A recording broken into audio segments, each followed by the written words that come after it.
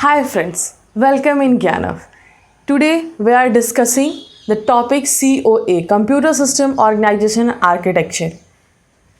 COA keywords को सबसे पहले जानना हमें बहुत ज़रूरी है. इट्स रिक्वायरमेंट बिकॉज इससे मुझे किस चीज़ का आंसर मिलता है, why we are studying. Okay, COA में दो कीवर्ड्स है, पहला ऑर्गेनाइजेशन एंड दूसरा architecture. Let's take an example. A company which is running very well. एक कंपनी है, बहुत अच्छे से वो वर्क कर रही है. तो अगर मुझे उसका ग्रोथ को रीज़नेबल बताना है, ग्रोथ को रीज़नेबल बताने का मतलब क्या है कि हाँ, उसका ग्रोथ जो है कंपनी का वो सही से हो रहा है, रीज़नेबल तरीके से हो रहा है. तो उसका दो बेसिस क्या होना चाहिए हमारा. पहला होता है आर्किटेक्चर, मतलब किस मॉडल पे वो वर्क कर रहा है. ओके, तो किस मॉडल पे वो वर्क कर रहा है, व्हाट इज़ द मॉडल, ये हमें डिफाइन करता है कि हाँ, इसका रीजनेबल ग्रोथ है because model is very good. बहुत अच्छे से इसका इंफ्रास्ट्रक्चर, इसका मॉडल बहुत अच्छा है, इसलिए वो ग्रोथ सही मायने में सही हो रहा है. ओके, तो आर्किटेक्चर मुझे किस चीज़ का आंसर देता है, व्हाट इज़. इस चीज़ को मैं बताने से पहले दोनों क्लियर कर लेती हूँ. पहले ऑर्गेनाइजेशन व्हाट इज़ का आंसर नहीं देता. ऑर्गेनाइजेशन किस चीज़ का आंसर देता है, हाउ. वो कंपनी जो ग्रोथ कर रही है, जो बेस वाले आर्किटेक्चर पे वर्क करके वो ग्रोथ कर रही है, तो उसके वर्क में सपोर्ट करने वाला कौन है, उसका एम्प्लॉय. उसका एम्प्लॉय को ऑर्गेनाइज जिस तरीके से हम करेंगे उस तरह से हमें आउटपुट जनरेट करके वो कंपनी के लिए देंगे. सो यहाँ पे हम लोग को ऑर्गेनाइजेशन कहने का मतलब होता है हाउ टू डू, और आर्किटेक्चर का मतलब होता है व्हाट इज़ द मॉडल. ये दो कॉन्सेप्ट आप लोग को समझना है. जस्ट इसी चीज़ को अगर हम लोग कोरिलेट करना चाहते हैं कंप्यूटर सिस्टम से, तो कंप्यूटर सिस्टम हमारा क्या करता है, कंप्यूटर सिस्टम जो है वो सेम बिहेव करेगा as a company. Computer system के अंदर आर्किटेक्चर होंगे जिससे वो अच्छे से वर्क कर पा रहा है, that is their working model. Von Neumann का आर्किटेक्चर जो हम लोग पढ़ते हैं वो आर्किटेक्चर के अंदर ही आता है. नेक्स्ट आता है हमारा ऑर्गेनाइजेशन. ऑर्गेनाइजेशन का मतलब हाउ टू डू. जो कंप्यूटर के अंदर कंपोनेंट्स लगे हुए, जो आर्किटेक्चर है वो कैसे आपस में मैनेज करते हैं, हाउ देयर रिलेशनशिप आर, कैसे वो रिलेशनशिप उनके अंदर में होते हैं, जिससे कि हमारा मेमोरी बहुत अच्छे से यूटिलाइज होता है, एज वेल एज CPU भी यूटिलाइजेशन होता है. सो यहाँ हमें ऑर्गेनाइजेशन का मतलब हाउ टू डू से है, और आर्किटेक्चर का मतलब व्हाट इज से है. ठीक है, तो यहाँ पे आई होप क्लियर हो गया होगा. और अगर हम लोग इसके बेसिक COA की फंक्शनैलिटी की बात करते हैं, तो लेट्स टेक एन एग्जाम्पल. हमारा CPU प्रोसेसिंग यूनिट है. CPU को क्या चाहिए, मेमोरी चाहिए. मेमोरी चाहिए, CPU को मेमोरी चाहिए. सबसे पहले मेमोरी, सबसे लार्ज मेमोरी क्या होता है, सेकेंडरी मेमोरी. सेकेंडरी मेमोरी और CPU के बीच में बहुत ही ज़्यादा गैप है. गैप किस चीज़ का है, तो गैप है स्पीड का. यहाँ पर सेकेंडरी मेमोरी की स्पीड बहुत ही स्लो है as comparison to CPU. Okay, तो यहाँ पे सेकेंडरी मेमोरी के बीच में हम लोगों ने एक और मेमोरी इंट्रोड्यूस किया जिससे कि कंपैटिबिलिटी बन पाए, ये ब्रिज का काम कर पाए, दैट इज़ रैम. रैम का साइज़ छोटा है लेकिन वो CPU के बीच में बहुत अच्छे से कंपैटिबिलिटी वर्क करता है. ओके, एक और हम लोगों ने यूज़ करा है memory, that is a cache memory. Cache memory use करने का कारण क्या है, ये और ही अगर हम इसको अच्छे से बनाएं ताकि आप लोगों को साइज़ का भी पता चल पाए, तो ऐसे समझ सकते हो ये कैश का साइज़ है. कैश छोटा होता है रैम से. ओके, तो CPU सबसे पहले कैश से बात करेगा. कैश में अगर डेटा होगा तो वो डेटा को फैच कर लेगा. अगर कैश में नहीं होगा डेटा तो वो रैम से बात करेगा, रैम में डेटा लेने की कोशिश करेगा और उसके बाद वो कैश में जाएगा और कैश से देन अगेन उसमें जाएगा. हमारा यहाँ पे दो चीज़ आता है, रिस्ट्रिक्टेड और एक लिबरल. रिस्ट्रिक्टेड में क्या होता है कि नहीं, अगर रैम के पास डेटा है तो वो कैश में ही दे, देन उसके बाद वो CPU में दे. लिबरल में होता है ये ऐसा, अभी लिबरल वाला वर्क नहीं करता है. लिबरल वाला वर्क नहीं करता है, इसको हम लोग पढ़ेंगे. 2 लेवल और 3 लेवल मेमोरी ऑर्गेनाइजेशन में। बट यहाँ पे आप लोग बेसिक देख लो, रैम से कैश में जाएगा, कैश से सीपीयू में, रैम से सीपीयू में नहीं जा सकता है। ओके, और रैम में अगर डेटा नहीं है तो वो सेकेंडरी मेमोरी से लेगा, देन अगेन उसको रैम में रखेगा।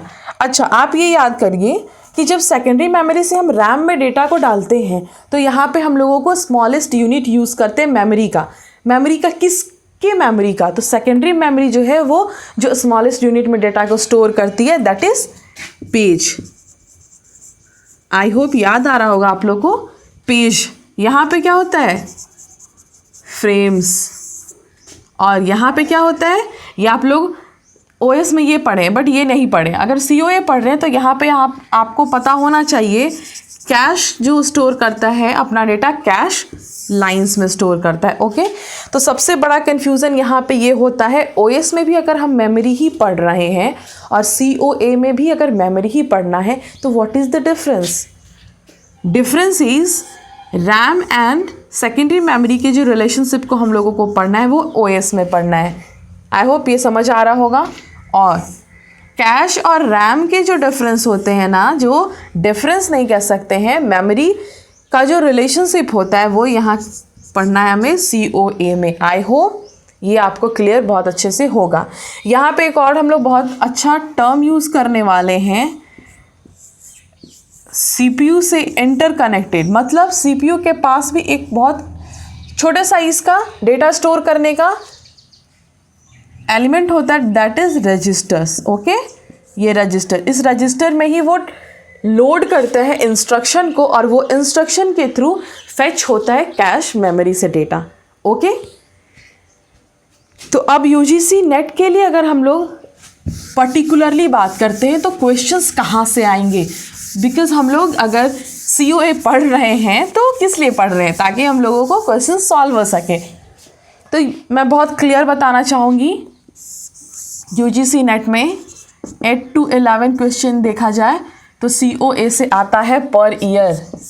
तो आप समझ सकते हो कि बहुत इंपॉर्टेंट होने वाला है ये हमारा। इसमें देखा जाए तो पहला हो गया, हम लोग इसको डिवाइड करके पढ़ेंगे, that is organisation, and second होता है हमारा आर्किटेक्चर। ओके,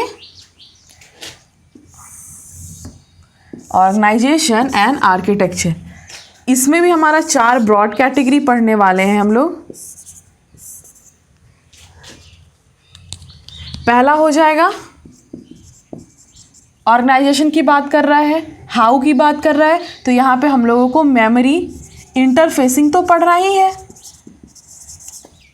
मेमोरी इंटरफेसिंग हम लोगों को यहाँ पढ़ना होगा। और अगर ऑर्गेनाइजेशन का बात होता है तो क्या बोला जाता है? ऑर्गेनाइजेशन मैनेज करती है कंपनी को, यूज़र्स को, कंपनी को सपोर्ट करती है, यूजर्स के जो नीड है उसको भी सपोर्ट करती है। तो वो दोनों तरफ होती है, मतलब बाई फेसिंग। एक कस्टमर का साइड का फेस होगा, एक कंपनी के साइड का फेस होता है। अगर विजुअलाइज कर पा रहे हो तो बहुत अच्छे से आप लोग को समझ आएगा। मैंने एग्जाम्पल कंपनी का इसीलिए दिया है ताकि आप लोग अच्छे से कोरिलेट कर पाओ। ओके, तो अगर मेमोरी इंटरफेसिंग की बात हो रही है, मतलब ये देखा जाए तो एक कंप्यूटर है, तो कंप्यूटर के अंदर जो डेटा सेव हो रहा है वो मेमोरी का बात करता है। लेकिन जो कंप्यूटर से बाहर का मतलब यूज़र है, तो यूज़र क्या का बात करेगा? इनपुट आउटपुट सिस्टम की बात करेगा ना। इनपुट आउटपुट सिस्टम से ही वो इनपुट देगा ना और आउटपुट जनरेट करवा के लेगा।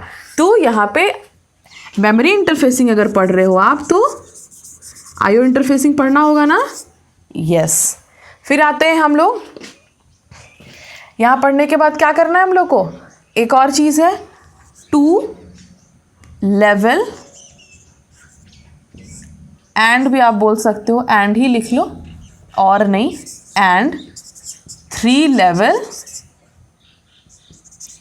Memory organisation. ये आप लोग बहुत अच्छे से याद रख लीजिए। 2 लेवल और 3 लेवल से न्यूमेरिकल आता ही है। Okay, 3 level and 2 level memory organisation. Next आता है हमारा general purpose register and their addressing mode. हमने बात की थी ना अभी थोड़ी देर पहले, जो मॉडल बना रहे थे उसमें हम लोगों ने बात की थी जनरल पर्पस रजिस्टर जो CPU के पास होते हैं। तो ये सारा से आप समझ लो, यहाँ से न्यूमेरिकल, यहाँ से न्यूमेरिकल और यहाँ से न्यूमेरिकल आएगा ही। तो आप लोग को ये 4 ब्रॉड कैटेगरी में मैं इससे पढ़ाने वाली हूँ। और ये आर्किटेक्चर बहुत बेसिक पार्ट है।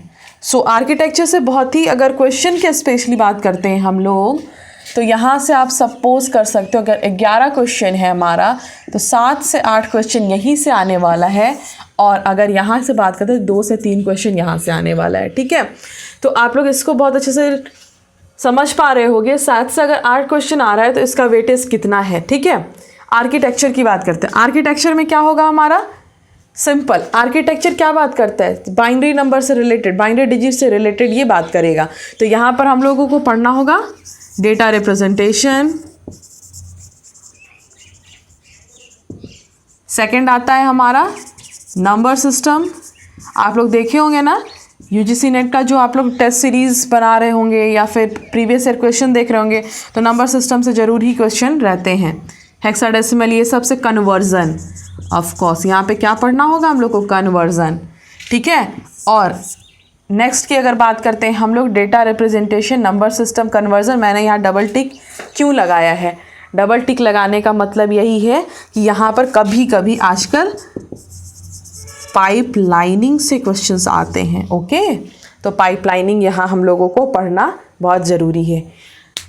आई होप मैंने इस वीडियो में आप लोगों को बहुत ही एक क्लियर कॉन्सेप्ट देने का कोशिश किया है। अगर आप लोग घर से खुद से भी प्रिपरेशन कर रहे हो तो आप लोग इसी तरीके से प्रिपरेशन करिए, बिकॉज टाइम बहुत कम है हमारे पास, लिमिटेड टाइम है। और अगर लिमिटेड टाइम में हम लोग सही अप्रोच फॉलो नहीं करेंगे तो ये हमारे लिए बहुत ही डेंजरस हो सकता है। ओके, तो आप मेरे साथ कनेक्ट रहिए और हम लोग आगे नेक्स्ट क्लास में मेमोरी इंटरफेसिंग की बात करेंगे। और मेमोरी इंटरफेसिंग, मेमोरी हायरार्की, यहाँ पे क्या हम लोगों को पढ़ना है, ठीक है, इसके बारे में हम लोग बात करते हैं। Okay then, thank you.